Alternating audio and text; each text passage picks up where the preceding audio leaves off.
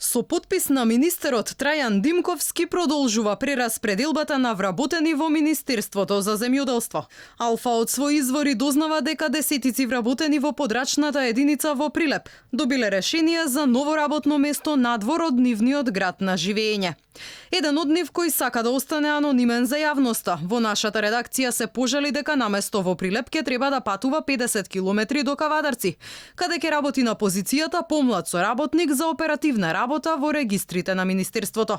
Вработените се сомневаат дека прераспределбите во кои се опфатени повеќе градови во земјава се прават поради различни ставови со актуелната власт.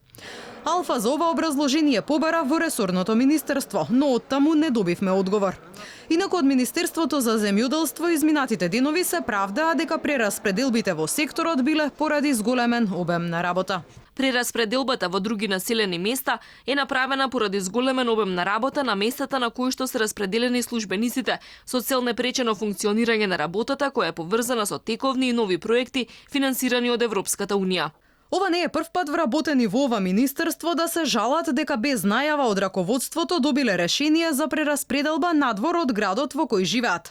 Алфа веќе објави историјата на Јованка Наунова од Свети Николе, која на една година пред пензионирањето ќе треба да патува по 40 километри до Велес, каде била преместена да работи. Јованка инаку е мајка на тешко болно девојче, за кое ќе нема кој да се грижи додека таа е на работа во Велес.